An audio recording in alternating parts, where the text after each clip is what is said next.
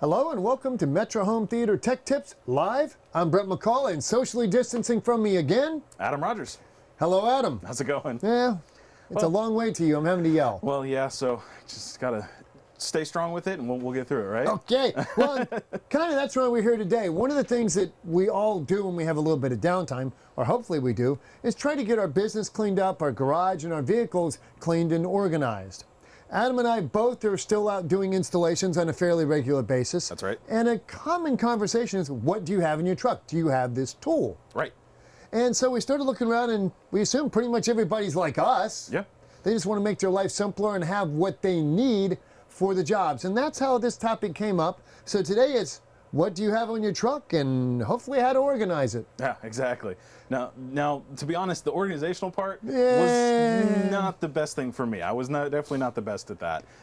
Did you, at the end of the day, just throw everything into a bucket and drive off? I was so tired at the end of the day that I just took everything, just chucked it into the back of the truck, and we're out of here. But And then, that's of course, obviously where everybody is right now. yeah. Particularly if they tried to get jobs finished right before the quarantines hit wherever they are, if they've hit you. Right.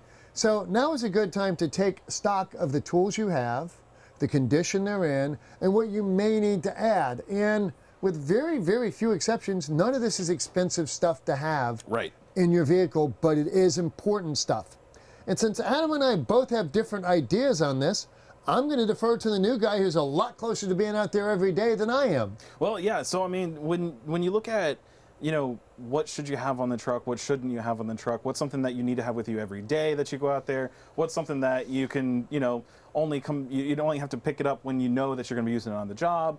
Well, what kind of things do you need to make sure of? The staples are pretty simple to know what you need to have. So things like a pair of side cutters, get your ladder on top of your truck, get your glow rod so that when you're running wire, or if you need to run a wire that you didn't even realize you needed to run, have that with you. But to kind of go through everything, there's a lot of stuff. And so instead of taking all that time, we kind of wanted to pick out the bits and pieces of the items that you really, really should have this on the truck at all times. Now, what you don't see here that I think you should have, and you should have had prior to our current conditions, is face masks for being in the attic or creating dust. Yep. Gloves to keep the house clean. Yep. And booties. Yeah, exactly. These should be in your vehicle. They're available at the hardware stores or online at Amazon, typically. Yep. Typically, except for right now, of course. Right now, but yeah. really you should have surgical gloves, face mask, N95 preferably. Right.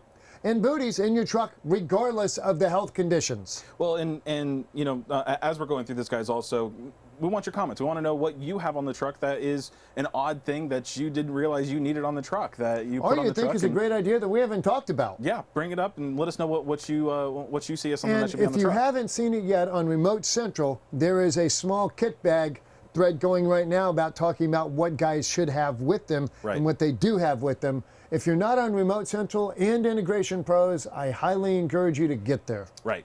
So one of the big things that when we, especially in the tech support side of things, that we ask, you know, you run into a problem and we're working the way through the troubleshooting portion to it, and we say, do you have your multimeter with you, or a voltmeter, or continuity tester? Yeah, continuity tester. What are some other word names for that? You know, VOM, voltometer, mostly just multi-tool. Multi-tool, yeah. So, well, multi-tool is something completely different. That's true. We'll touch on that one too. Multi-tester. That one's actually really cool.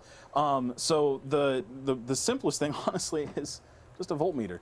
Really and truthfully, this is something that when it comes to doing tech support, when it comes to troubleshooting, when it comes to doing anything, when it comes to electronics, this is probably one of the most important things that you can have with you at all times. The one he has is auto ranging, which is great because you don't really have to know what to put it on. Right.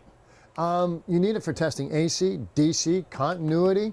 Yep. This particular one is nice because you do have a really nice magnet on it, which is great for working on the side of a rack. Yep. Because you don't have to hold it, it just clips right on there and stays. Clips right to it and sticks it right there and holds it there for you.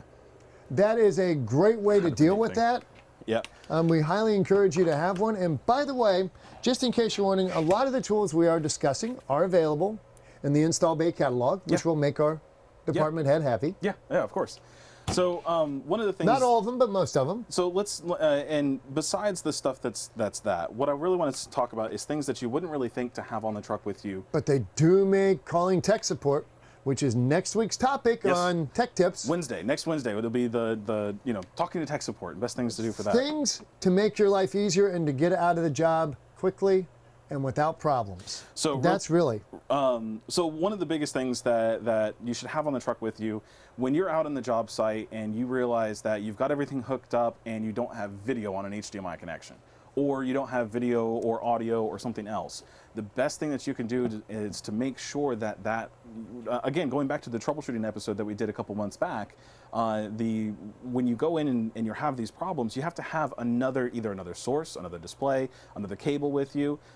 In these larger houses and the larger installations, Distance becomes a problem. exactly. So what we recommend at this point, get one of the AOC cables, the AOC HDMI cables, and have it on the truck with you at all times. This is 100 feet. Usually 100 feet is enough for you to get to most areas. You're going to know your clients better than we do, and you may need 200. Yeah, if you're in an area, say you're in maybe in the Georgia area and other areas like that where you have much more space to build these larger houses, you're going to need something a little bit longer than that. But if you're up in New York City where you've got the condos and the apartments and everything else, 100 foot's usually going to be kind of where you can fit everything into that. But what it's going to allow you to do is, let's say you ran a cable before the drywall went up and then all of a sudden you've got no picture. Well, is it the cable or is it a source? You don't know. Is it your termination? Is it the termination? You really don't know. So the best thing to do is to have that available so that you can just string it along the floor, plug it into either side of it, and see if it works. Take out what it's not. Exactly. And really important with that, definitely recommend with the HDMI cable and the other pieces like that, make sure that you test it periodically on known working equipment, because that way you know that it's a good cable. Because again, the less variables that we add into the situation, the better, because if you have a variable that says, I don't know if this cable is good or not, and there's already a problem, you're kind of in the woods. you've already thrown away your possibility of doing correct troubleshooting for it. But that's another matter. With that, we also encourage you to have on your vehicle some kind of streaming media device. Right. That's streaming off of a USB stick. Right. We use the My Boxes here because they're inexpensive, they're readily available on Amazon, and to date, none of them have failed. Yeah. And we got a lot of them. It has the capability of doing 4K HDR, so you've got the ability to go as high as what most of the content that you're going to be watching is. It also has the ability to be downgraded down to lower levels of resolutions. 720, 480. Exactly, and so you can know to test, okay, I'm not getting picture at, say 1080i for some reason. I'm going to plug that thing in, put it on 1080i, and then I'm going to do my troubleshooting and find out where and why am I not getting 1080i as you start unplugging and plugging that into different areas. This is a very inexpensive way to do basic testing. Now, along with this, and it's something we brought out in the HDMI 2.1 Part 2 test, is the Meridio testers. Yes. Which there are two versions. The more expensive ISF calibrated one, Yep. which is the 6Gs, and the less expensive non-ISF calibrated Fox and Hound. The Fox and Hound, yes. So that's I don't know pricing, Yep. but either one of those sets is a great tool to have on your truck just to look at what's going on. This will send content for you, and you can make sure that the details are working. You can also use it, honestly, to check the Wi-Fi in the house with the Netflix and the YouTube. Right. Yeah, exactly. Put your own account on there so you can check it out, or use YouTube if you don't want to pay for a Netflix account or have a Netflix account on there. So you can check and see if the Wi-Fi is working. But with that in mind, Well, I'm going to move along to one of my favorite tools. Yeah, This, honestly, can you do an overhead? I can. Yeah. Give me an overhead. This is one of my favorite tools of all time. It's an inexpensive, typically $7.99 pair of cutters. It's turtle nose, but this is great for coax, Cat5, speaker wire. Simple, easy to use, and the really nice thing about this is when it starts to go dull, and it's cheap, it will. Yep. It's great in the yard for cutting trim, for cutting limbs. Don't laugh. I've cut many a tree limb with that. Yeah. And that's just a good tool to have with you. I strip coax, you can do Cat5, speaker wire, and it's inexpensive, and it's lightweight. Right. So something else that you wouldn't really think to have with you on the truck. Let's talk about this. The fact is that when you're in the truck, in most cases that truck is your office. So you need to have office supplies. I know it sounds kind of crazy that you know, I had put office supplies in the office, right? Well, for a lot of us, when you're out there doing installations, the truck is your office. So simple things, have some pens with you. As Brent was saying earlier to me, we had a discussion about that. Have pencils with you. Don't mark your customers' walls with pens, please. Yeah, definitely don't use a Sharpie. Yeah, please. Use a pencil. You can erase it, and the mark comes off At a heck least of a the lot paint's easier. over easy. Yeah, exactly. It is good to have a standard marker, because if you got a defective or box that you need to label, this is the way to do it. A pen's not going to work. Right, and the nice thing about the marker too, when you're doing pre-wire installations, when you still have the studs available to you, you can mark up the studs with this, because it doesn't matter anymore. You're going to put a drywall over and it. speaking of studs, I'm a big fan. Oh, I thought you were talking about me. Speaking of studs, I'm a big fan of spray paint. The bolder the better, because when you do a walkthrough with your client and you say, okay, I want an outlet here, I want a volume control here, I want a touch panel here, I want a Cat 5 there, and you spray paint it all and mark it while he's there, and then take pictures of all of it, guess what? There's no questions about later. Yep, all where you want And everything. this makes it very easy to find, particularly if you're running multiple crews, Right. where the salesman or the job coordinator is not the installer for the pre-wire. Yep. This really saves a lot of problems, and paint's cheap. So Brent, what about let's talk about let's go back to the truck itself. There's two things that I want to talk about on Ford? Well, possibly, you know, depending on you know, anyways, before I get myself in trouble. The on the truck itself, all of our, when you are an installer, your livelihood is the truck. So the importance of a security system. Yes, and video surveillance in the vehicle. Yeah, if you could definitely get it, pick up one of the DVR cams or the dash cams, so to speak, that have the DVR functions on them, so that when they detect a bump or something like that, it starts recording. You can get some that actually will upload it to the cloud, so that you can access it even if you're not with the vehicle. They have ones that if you, as soon as you get in the vehicle, it just dumps all the recordings into your device, whether it be your phone or an iPad or something else. They're all out there and available. But a standard security system. Go out and look up who is it? Viper is a good security Viper system. code. I honestly don't know the brand names now. Yeah, but definitely check out a security system. Also, what about a trunk monkey. Trunk monkey. You gotta get If yourself a you trunk guys monkey. don't already have a trunk monkey, highly encourage you to have one of those as both protection and a job site assistant. Right, exactly. That way you can He have can get somebody. into the tiny spaces. Yep, you get the monkey there to hand you all the tools that you need for it. So, Because let's face it, he's going to be better than most of the assistants we have. well, there you go. Mine's a Control 4 programmer. Well, listen, I have to deal with Crestron, so you know, old and slow, new and fast. What? I'm sorry. Moving on, What before did she say? before we get in trouble. So some of the other really neat things that I like to have with me whenever I go on a job site or on the truck and available, so that when a problem arises, I have it available for me. A pair of headphones. So what I like to have with me, I usually have a little, I call it like a bug out bag, but essentially what it is it's a troubleshooting bag. And inside of there, I'm going to have a set of earbuds, and I'm going to have an RCA to 3.5 millimeter adapter. And what that's going to allow me to do is any source or any device that has an RCA output, I'm going to be able to check that to see if there's audio actually coming out of it. Without just taking a voltmeter and just checking the actual RCA connections, you can just simply put a pair of headphones in and listen to see if there's actually any kind of output on it. Really, really important for that, because as you go to do an installation, it tells you, okay, well, I'm not getting audio right now. Why? Is it the amplifier itself, or is it my preamp, or is it the source device that's not actually giving me any kind of audio? Having this with you, it answers that question really quickly, and it's an easy way to solve the problem. If you have an iPhone, always make sure that you have a Lightning to headphone adapter. Right. Because your iPhone's a great source to get into distributed audio to find out if the amplifier is working. Now, one of the things we were talking about earlier is I always carry a small little metal box speaker, you know, cheap ones that you buy at the flea market or auto parts store. Yeah.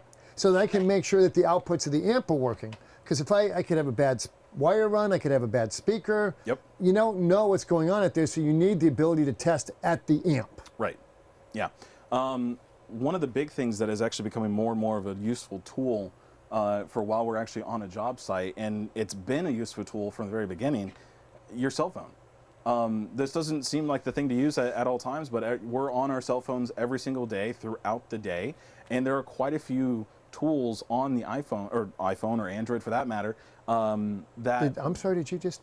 I said iPhone. I slipped. But it has the tools on the phone itself to help you get, solve problems. The different apps that are available, of course, you have the flashlight as one option. The camera. You've got the camera, which is really cool because if you use the front-facing camera, what I'll do a lot of times is I'll take the phone, put it behind a device that I can't turn or get back behind to figure out the inputs. I can put the camera there and just using the camera and kind of have my phone set up in a certain way, I'm able to see back behind there and get things plugged in where I need them to be at. And if you're on a job site that the Wi-Fi is already up and going and you have your tablet with you, you can just broadcast directly to your tablet. It makes it a whole lot easier to see stuff. Yep, and if you have a smartwatch, they now have the ability to see the camera feed on the smartwatch. So you can actually see what's going on the camera, so you can just place the phone back there and just kind of watch your watch and see what's going on. And that does make plugging stuff in a whole lot easier. A lot easier. What else, Brent? What else do we Well, have? things that I feel are mandatory. Guys, have a power strip or two in the truck. These things, you always need them. They're reasonably inexpensive, and you gotta have them. Extra cables, HDMI. We talked about the long one. Have short ones, just in case you have to plug stuff in. This one's awesome. This is, I just broke it. Did you break his? I just broke his lamp. This is an LED flashlight you can hang up. It's got the magnet on the bottom, which is awesome because you can use it to clean up or stick it on the side of the rack. Yep. So you can have some light when you're working in one of those dark closets. Don't bet that power is always going to be available on the job site when you get there. Right. So some other little, scissors. Scissors. Yeah, you and scissors. Got to have a pair of scissors and other things. Have an outlet tester. Yeah. A voltometer is nice, but this checks to make sure that the outlet's properly wired in case you got noise or herringbones. Right. This is a great tool, and for those of you that have Harbor Freight or Snap-on, a pick set. Yep. In fact, can we do an overhead? Yeah. Because this is far away. Pick sets are pretty much mandatory, as is an outlet tester. What about you guys? What's your kind of go-to tool that you like to use on the job site? Let us know in the comments, of course. Ask your questions if you have any ideas or questions or anything else. Let us know what they are. Doesn't even have to be about what's going on in today's episode. Ask your questions there. It's honestly, other than calling us directly, it's one of the quickest ways to get a hold of us right now. Hook and loop Velcro? Velcro, yes. So you've got a small little, maybe an extender of some kind or a little device or whatever that is just, you didn't plan for it because everything else is going on, and you're like, well, where do I put it? So yes, well, and by the way, I have a situation where I have to add an IR system to a TV because they put a mask on it. That's right. And in my infinite wisdom, I actually thought that the Amazon Fire Stick was controlling the TV via CEC. It's not. And it's not. It's controlling it via IR. Yeah, we learn new things every day, don't we? Every day. Yeah. Extension cords? Pretty straightforward. It's obvious, but again, you're not at this end of the phone. Yeah, yeah. You would be surprised with a lot of the things that you don't have on the truck. And here's the thing. One of the biggest things that I ran into as an installer was I had other people around me that were using the tools that were on the truck. And so a lot of times they would borrow the electrical cord, the extension cord, and they would leave it at the shop. Or they would use it somewhere else and it would be there at the shop. Or, or myself, I would leave it at the job site, and all of a sudden I'm not going back and picking it up. Another one that's sadly fairly common is a lot of times at the end of the day, particularly in ownership or management, the day's over, you've parked your truck, you're in your POV, and you get that call. Yep. And you've got to go figure stuff out. You need to have a bug out kit or a tool kit tucked away in your car with the basic items we're going over, because you're on the way home, you don't have your truck, and that guy calls you and he's important, you got to go. Super simple stuff on something like that. You just get a pair of side cutters, get a pair of get a screwdriver that maybe has the ability to have a couple different bits inside of it. Still a voltometer? Yep, and put a voltometer in there. A cable and a source. Put your laptop in there.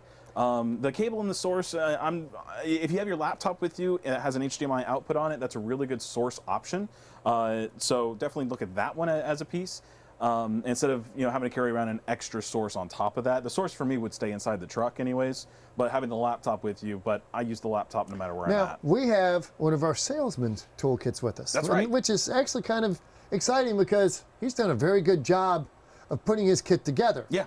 And there's some tools in here that I do think are very, very important. Yes. And some of them are new, particularly to me, but are just gosh darn awesome. Yeah. And I'm going to let Adam talk about those because they're up his alley. Yep. So Austin actually is the sales rep that has, this is from his kit. Thank you, Austin, for letting us use it today on the video. But with that, he's done a really good job of keeping the primary items inside of this Small kit. So every job he goes to, this goes inside. Now he has the really cool Milwaukee stack that's on wheels and whatnot. He doesn't go into every job site with that stack. He goes into every job site with this, though. It's like the Festool system. Exactly. So with that, what he has in here is some pretty straightforward items. Of course, like I was saying before, he's going to have side cutters. He's got some screwdrivers. The drills and the drill bits, of course, the larger drill bits and everything else are in the other pack to bring inside. He does have, just because this is a really good mounting location for it, he has the level on the face of it here. He's got another smaller level. This is smart. And the main reason for this is that when you're going in there and you're leveling something out, especially if you're doing something like just like a little wall plate, having a large level with you to do a small wall plate can be kind of cumbersome. Pick up a nice small level with you. Don't let this be the only level that you have, because you also might need to span larger distances to get a nice level. Have 2 levels with you. It actually is important. Tape measures. Tape measures, everything else like that. A good set of crimpers. Let's see, there we go. We got a set of coax crimpers. Have a good set of RJ45 crimpers and RJ11 crimpers. Make sure that the cutting blade and the die set are in good condition. Yes, and check that regularly. Don't use this stuff and then just kind of leave it. You know, don't go an entire year without checking the dies on your RJ45. Those actually will catch. Every once in a while, you'll get a little piece of plastic from the RJ45 will break off inside the teeth of the die. And what that does over time is it actually builds up and builds up and builds up until finally, when you go to crimp something, you're not getting a nice even crimp. Which is very important for extenders. Exactly. So. And networking. Yep. Jimmy from True Audio says, "Hey, buddy."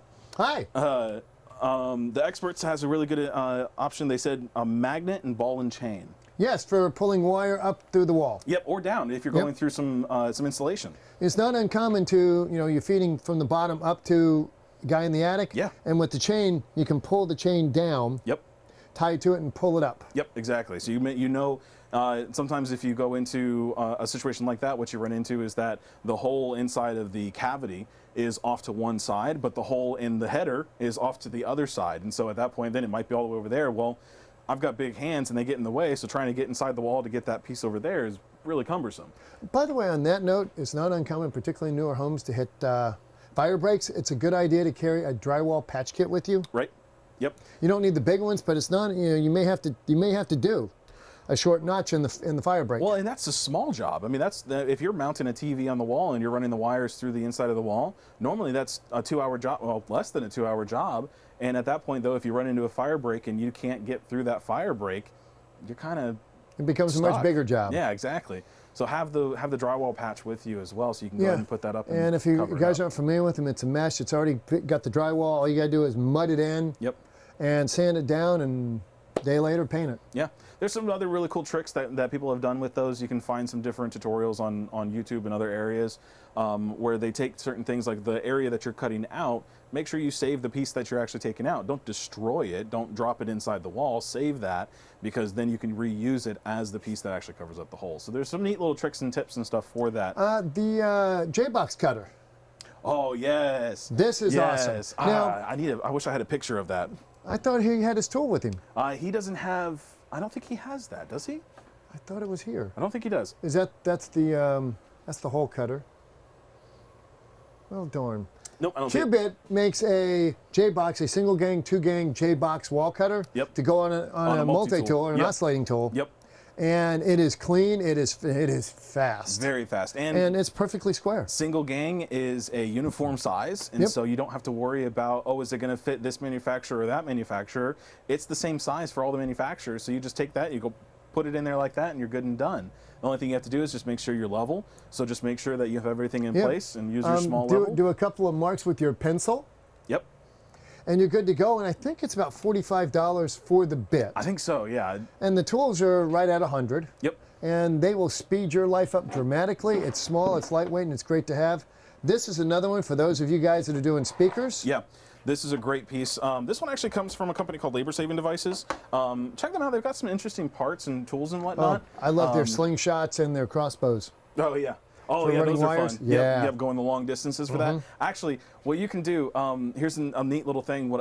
In the past, I took my kid's Nerf gun, and using the Nerf dart, I took the string and actually a thread and needle through the back end of one of the Nerf darts.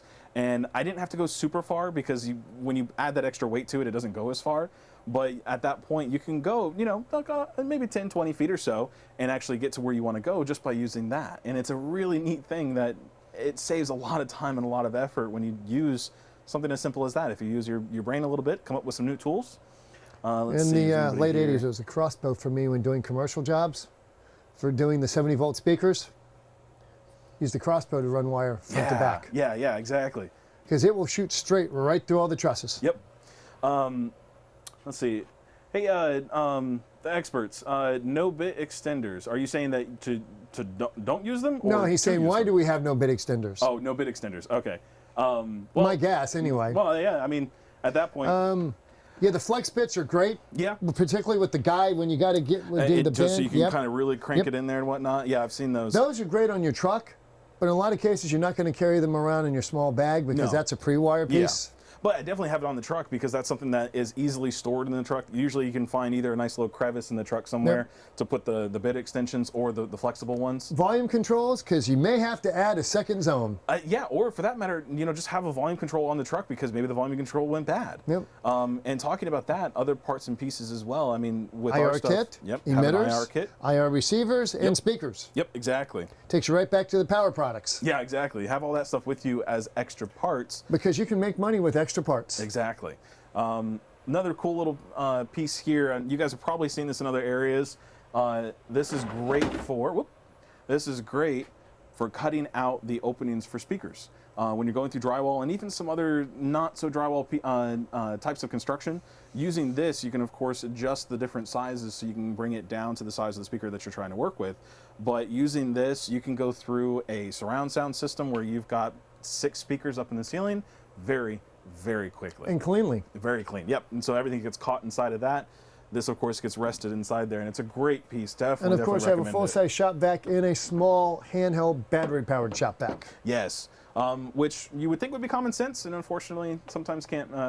It gets missed. So, what else, Brent? What else do we have? Do we have any other? Yeah, battery-powered vacuum cleaner. Yeah, you like that? I also like to have a broom and a dustpan. Yeah, just for simple cleanup stuff Yes. is nice to have for that. It's always going to happen.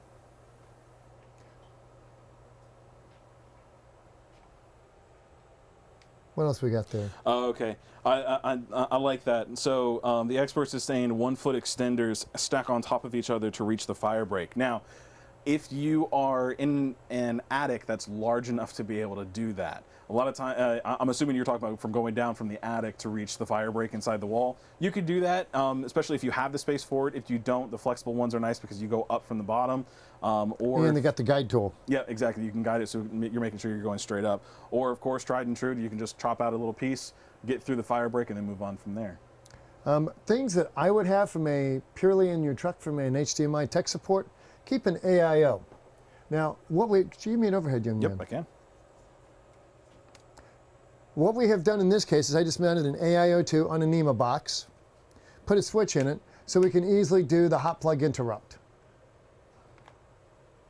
This is a great tool to have in your vehicle to check to see if this is what you need to fix the problem.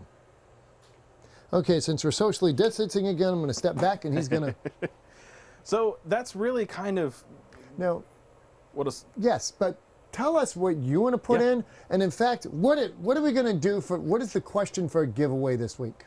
So we don't have one quite...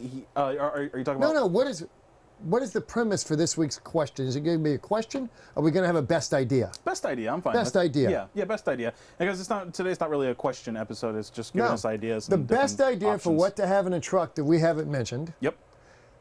What do we want to give away? What do we have to give away? An SP3. We'll do an SP3. There we go. SP3. That's all that. HDMI SP3, which is the HDMI surge protector. Yep. Best idea we have not discussed, Right. as judged by Adam, myself, and Stuart. Yeah. Yeah. Because we'll get all three of us, because he looks at the world different than we do. Yeah, he does. Yeah, Stuart's more of a DIY person. Yeah, so- you and I do much more of the Yeah. actual custom installation stuff. And mostly so. I just point at him and laugh. Well, make him do there's the that. work. Here, real quick. Jay Rainey, he wants us to go back through. Hi, Jack. He wants us to go back through the forums, IP and RC. Okay. Just to talk about that. I'm a big purveyor of industry forums because there's a ton of information for the integrators and the dealers on there. There's two primaries, Remote Central, Yep. which has the Custom Installers Lounge, which Yep. is open to the general public. Yes. So be careful what you post. Yep. IntegrationPros.org is a dealer-only site. Yep. And you have to get vetted and prove you're a dealer for them to allow you on there. But they will happily discuss, because it's a closed forum, issues with manufacturers, pricing, failures. For myself, it is a ton of information on what's going on out there. Occasionally contribute if I have something legitimate to say. Yep. But it is a great site, and it's integrationpros.org, O-R-G. Yep. That's right.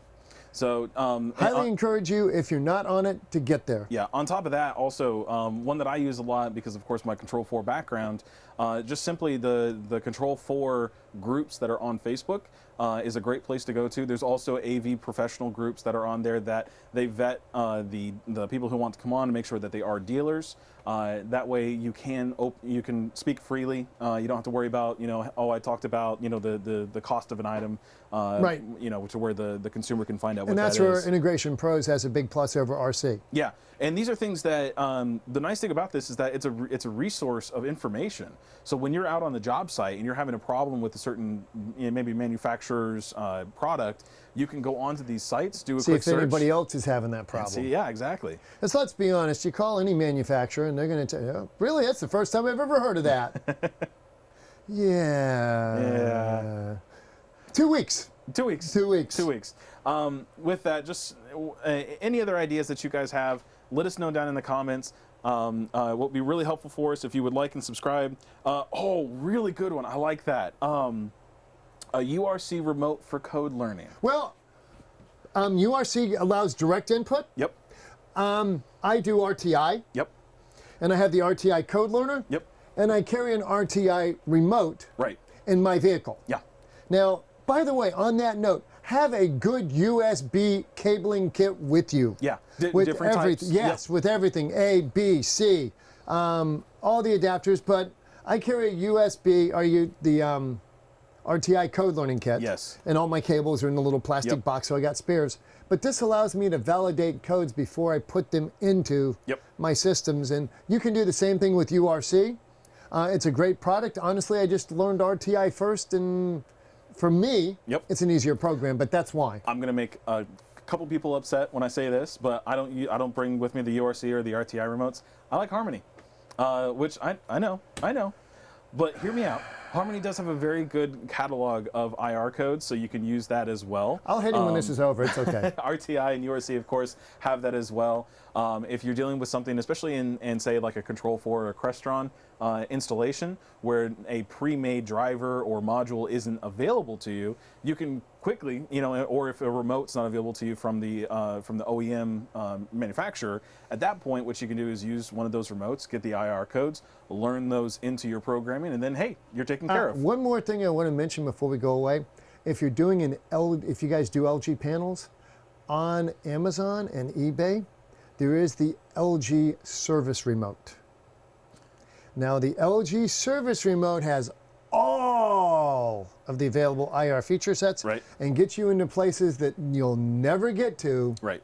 with the standard LG remote, and has all of the discrete commands on it. Right. It's not one of those smart remotes. It's No, the one that looks like a traditional It's the one that the service remote. techs use Yep. for LG. I Yep. encourage you, if you are an LG installer, I would encourage you to purchase the LG Service Remote, and they're not expensive. Yeah, there are other manufacturers have similar things as well.